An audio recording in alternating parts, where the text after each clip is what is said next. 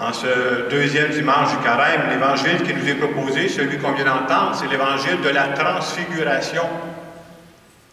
Et pour montrer que Dieu ne transfigure pas comme nous on le pense dans nos critères humains, j'ai pensé d'abord vous conter une petite histoire qui n'est pas sérieuse, mais pour vous montrer que Dieu transfigure d'une autre façon. Alors, mon histoire pas sérieuse, elle va comme ceci. C'est un monsieur qui se promenait au centre d'achat. Je ne sais pas si c'est arrivé ici à Saint-Hyacinthe. Puis à un moment donné, de loin, il aperçoit un de ses anciens compagnons quand il était aux études. Ça fait des années qu'ils ne se sont pas vus. Alors, il se rapproche du monsieur en question, puis il va le voir, il dit « Hey, salut mon chum, ça fait longtemps qu'on ne s'est pas vu. » Mais il dit « T'as donc bien changé. » Il dit « Quand on était aux études, t'étais meg. » Il dit « T'es rendu, t'engraissé, on te reconnaît plus. » Il dit « Quand t'étais aux études, surtout quand t'es tombé au secondaire, il dit « T'avais les cheveux longs, ça pendait partout. » Il dit « T'as plus de cheveux, qu'est-ce qui est arrivé? » Après ça, il dit « Il me semble que toi, t'avais pas de lunettes, t'es rendu avec des lunettes. » Il dit « T'as bien changé, mon Paul. » Le monsieur dit « Je m'appelle pas Paul. » Il dit « T'as changé de nom en plus. » Si je vous compte ça, c'est pour dire que quand Dieu nous transfigure, il y va graduellement. Il ne change pas si raide que ça. Ce matin, à travers cette image de la transfiguration, l'exemple qui nous est donné dans la première lecture, c'est l'exemple d'Abraham. Abraham, c'est celui qui s'est fait dire par Dieu, « Pars de ton pays. Quitte ton pays, quitte ta parenté, quitte la maison de ton père, puis va dans le pays que je t'indiquerai, et je ferai de toi une grande nation. » Quelqu'un qui se fait dire ça, on appelle ça sortir de sa zone de confort. Hey, change de pays, change de place, puis va-t'en où, je te le dirai. Et on veut nous montrer à travers cette parole de Dieu qu'Abraham a choisi de faire confiance à Dieu.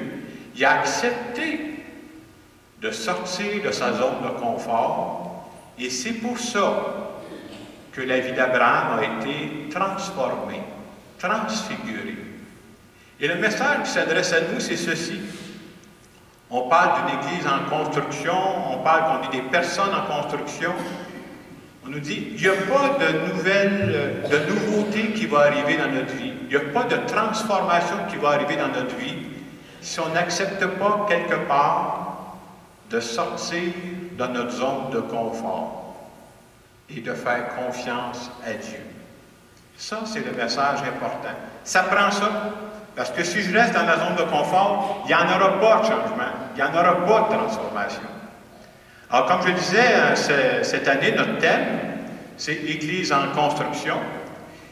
Alors, ce qu'on s'est dit la semaine passée là-dessus, c'est que, comme Église, comme paroisse, on n'a pas fini de se construire, on n'a pas fini de se développer. Dieu a d'autres projets sur nous. Et je disais, c'est la même chose pour nous, pour chacune de nos personnes. Il n'y a pas personne qui est ici ce matin me dit, moi je suis rendu là, c'est fait. Non. Dieu veut encore nous changer. Dieu veut encore nous transfigurer. Dieu veut encore nous transformer. Et c'est à ça qu'on est appelé. Et c'est pour ça que je disais, c'est important, si on veut changer, de se rappeler des questions de fond. Et comme chrétien, comme on pourrait se poser comme question, pourquoi moi, je disais ça la semaine passée, mais c'est des bonnes questions, pourquoi moi, en 2019, je choisis de croire en Dieu? C'est important de se poser cette question-là. Parce que quand on perd de vue le pourquoi, ça ne prend pas de temps que le reste, il s'en va. Pourquoi je choisis encore de prendre du temps pour venir prier avec d'autres? Qu'est-ce que ça m'apporte? Pourquoi je fais ça? C'est important de se poser ces questions-là. C'est une question de sens. C'est ce qui nous motive dans la vie. Et je disais qu'on peut faire la même chose avec les paroisses. Très important de se poser la question, pourquoi nos paroisses existent? De ne pas perdre de vue, parce qu'avec le temps, on perd de vue l'objectif.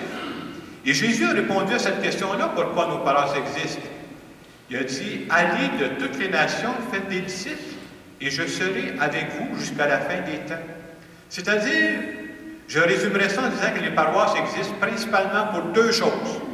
Un, se regrouper ensemble pour s'aider, pour rencontrer Dieu, pour faire l'expérience de Dieu. Tout seul, on n'y arrivera pas. Ensemble, on est plus fort. Deux, pour faire connaître le Dieu de Jésus-Christ aux autres personnes. On oublie ça, hein? On pense qu'on est juste un club privé entre nous. Non, non. Le but d'une paroisse, c'est pour faire connaître le Dieu de Jésus-Christ à d'autres. Mais je vous le disais la semaine passée aussi, hein?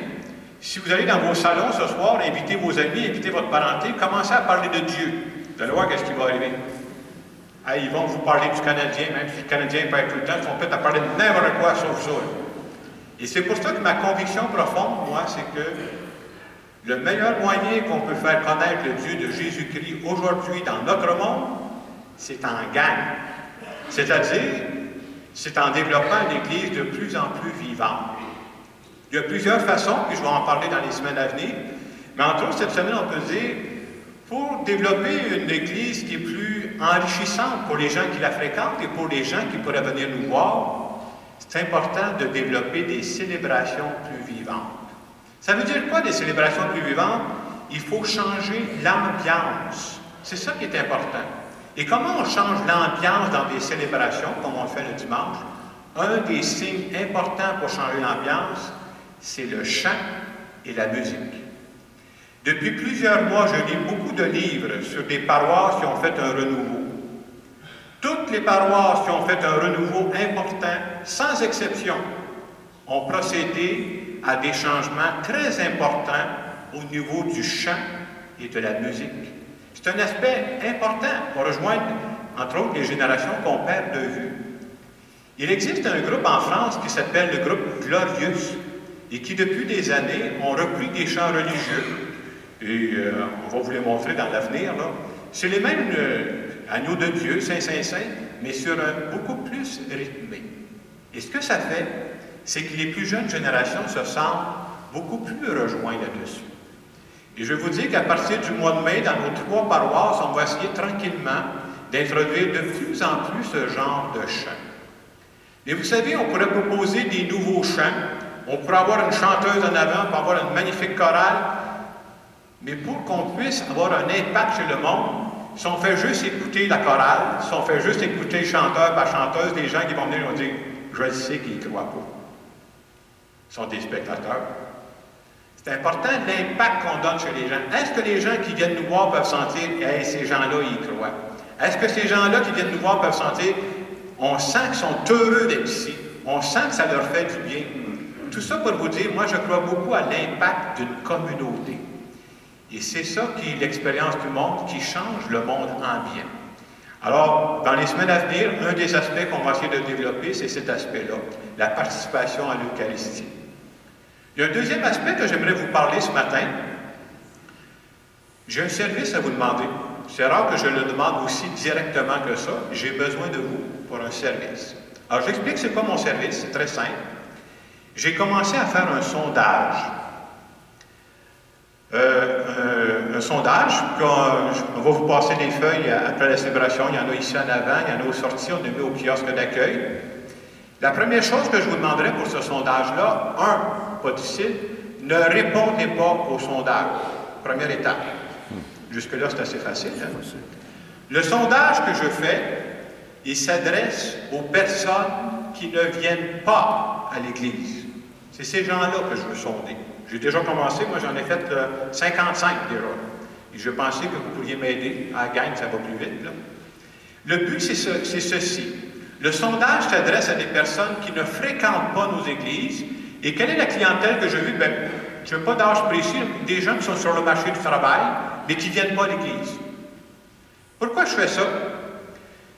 Le but, c'est de dire, avec le temps, dans nos églises, on a perdu le contact avec toute une génération de personnes. Et c'est important de voir, ces gens-là ont besoin de quoi? Alors, ce que je vais vous demander, c'est ceci. Ça peut être d'amener des feuilles de sondage. Vous pouvez vous donner ça à vos enfants, vous pouvez donner ça à vos connaissances, vous pouvez donner ça à des gens. Tout ce que je demande, c'est des gens qui ne vont pas à l'Église. Et en gros, c'est des gens qui sont sur le marché du travail. Et nous autres, l'équipe pastorale, on est en train de travailler sur un nouveau, et ça va nous aider. Ça va nous aider parce que ça nous permet de mieux connaître ces gens-là, de mieux répondre à leurs besoins. Alors, tantôt, je peux même vous donner des questions de sondage, c'est pas compliqué, là. Je vous lis ça, puis il y a des feuilles ici en avant, il y en a en arrière. Puis la semaine prochaine, ou en tout cas, nous ramener ça au kiosque d'accueil, puis nous autres, on va faire la compilation. Vous voyez, c'est pas sorcier, je vous lis la question. Sondage. Je me présente. J'ai marqué « Bonjour, je m'appelle Jacques Lamoureux. Je suis un prêtre catholique à Saint-Hyacinthe, dans les églises de Douville, La Providence et Saint-Joseph. Je fais un sondage pour connaître l'opinion des gens. Je ne vends rien. J'aimerais seulement vous poser 3 questions. Première question. En 2019, pourquoi pensez-vous que la plupart des gens ne vont pas à l'Église? Et vous les laissez répondre ce qu'ils veulent. C'est assez clair. Vous les laissez répondre ce qu'ils veulent. C'est confidentiel, ils ne signent pas, là. 2. Si vous étiez à la recherche d'une Église dynamique, actuelle, bref, d'une Église vivante, quel genre de choses aimeriez-vous y retrouver? On veut savoir qu'est-ce qu'ils voudraient. Et la dernière question, quelles sont vos attentes face à mon rôle de pasteur? Quel conseil pouvez-vous donner à un prêtre qui veut vraiment aider les gens? J'ai signé, merci de votre éclairage précieux, Jacques Lamoureux. Alors, je vous demande ça parce que nous, en compilant ça, j'ai déjà commencé. Je pense que ça va nous aider pour les prochaines étapes qui s'en viennent, parce que je crois vraiment qu'on est une Église en construction. Et l'équipe pastorale dans laquelle je fais partie, et moi-même, on est vraiment décidés à travailler à la construction de nouvelles paroisses pour rejoindre les nouvelles générations. Alors voilà, ce matin, l'évangile qui nous est proposé, c'est l'évangile de la transfiguration. Et on se dit que ce soit dans nos vies personnelles ou dans la vie de nos paroisses, il n'y a aucune transformation qui va se faire si on n'accepte pas de sortir de notre zone de confort. Se laisser déranger un peu pour aller vers la nouveauté. Et avoir confiance en ce Dieu qui nous travaille, avoir confiance en ce Dieu qui n'a pas fini de nous développer, c'est de croire à l'avenir. Je me souviens, moi, quand j'étais aux études, j'ai fait ma théologie à l'Université Laval à Québec, et dans ces années-là, il y avait encore les Nordiques de Québec. Mais je peux vous dire que les Nordiques de Québec étaient pourris. Et vous savez quel était le mot d'ordre à ce moment-là? Il disait « Le meilleur est à venir ». Et en Église, peut-être qu'on peut se mettre ensemble pour croire aussi que le meilleur, il est à venir. Alors, je vous laisse quelques instants pour dire, est-ce que j'accepte, moi, dans ma vie personnelle, de me laisser transfigurer? Est-ce que j'accepte de faire partie de paroisses qui acceptent aussi de se laisser transfigurer?